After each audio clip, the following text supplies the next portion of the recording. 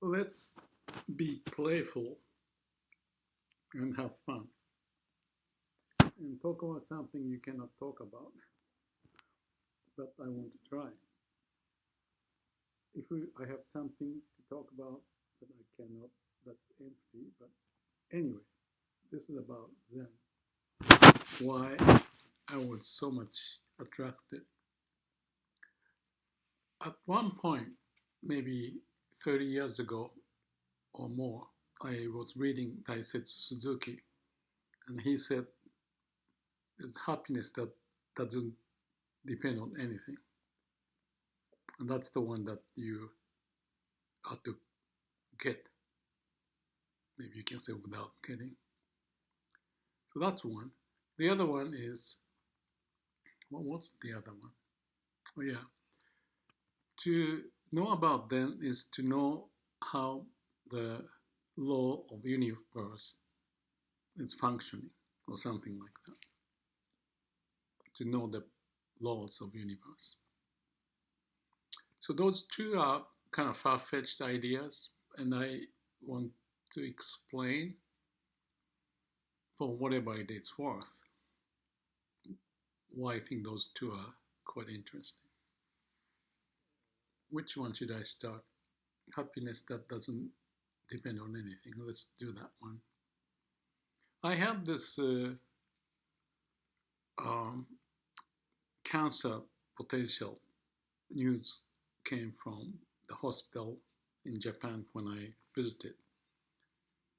The CEA level of 11.9 was considered to be possibly stage 4 cancer.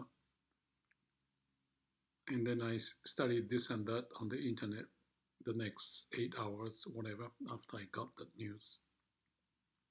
Of course, I was to meet with the doctor in the States where I am.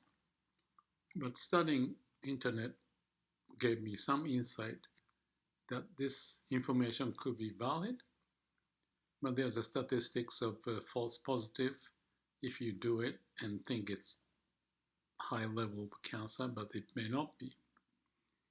And there's some indication that could be 30%, 40%, 20%, whatever. So that information affected me, but not in a very substantial manner, if I may say so, because of, let's tie into this idea of the happiness that doesn't depend on anything. That I feel that statement is quite true, and let me explain why. If you don't have much thought of good and bad in your mind, then you're like animals, Garden of Eden. I saw the cat just a while ago eating my lunch outside, and he was laying down in the sun and be happy. If your mind is not occupied in anything or caught up in anything, just like animals or vegetable, there's no such thing as happiness. So they don't have happiness or the concept of happiness, and that they don't depend on it. So it's kind of regressing to that state. But that's where we came from, because we added this brain to think good and bad and what can be done so we can live long, which is not bad. But if we emphasize too much and forget about where we came from, then this notion of happiness depends on something. It's always up in the air, bothering, because you met someone you don't like, or you have the news of this cancer potential, or the bike is stolen, or health, mental health, physical, financial, all sorts of things can go wrong. And it's annoying because it takes time and energy, and not only that, there's a suffering to go with it. So that's the point of Zen pointing. To go beyond the suffering is to get to the state where everything is as it is and you accept it. Easy to say, but it may take years of practice, learning, not in the sense of a knowledge learning, but being able to process it in actual day of life. That's the whole idea, that you may find a state that you are okay, even if it's not okay. So that's the connection to that, one of those two statements of Daisetsu. And the second one, I think I mentioned about to learn Zen is to understand the law of universe, so that the law of universe is manifesting everywhere. That's why I'm here, I'm talking, and you're listening, and we have this opportunity. If you're here, if you're not here, that's okay. But everything we have is a manifestation of law of universe, and if we understand that, you can see through like a wisdom to know why things happen and what the meaning of it. And the meaning may be nothing, you may find. Especially when your mind is empty, or if you think about certain issues and think deeply to figure out what's the cause of the pain, you may get to the point of no mind, because you cannot think much further. So at the state of your mind being calm and quiet, empty, nothing, then you may understand without logically understanding, but you will be in the state of nothingness. And okay, that logic may not sound good because you don't like the notion of nothingness, because that's again, it's your thinking of what is nothingness. But the experience of nothingness versus your knowledge of nothingness and what it may mean is different. So that's the experiential wisdom. For example, meditation is to point the mood or nothingness in mind, no mind, mushin. I talk about this in the videos. I mentioned about mushin somewhere. No mind. You came from nothingness to go back to nothingness, live and die. Nothingness, yet there's something happening. Molecules combine to become who we are as miracle, law of nature manifesting, and I learn how to speak good and bad and communicate and live long or less or suffer this or that, but at the end you go back to nothing. So that's the interval we got in life. But all the difference basically is that there's a flow of the universe, and we added this judgmental thing of good and bad. And that helps us to live longer and enjoy life. So there's certain benefit even added to that is the use of AI.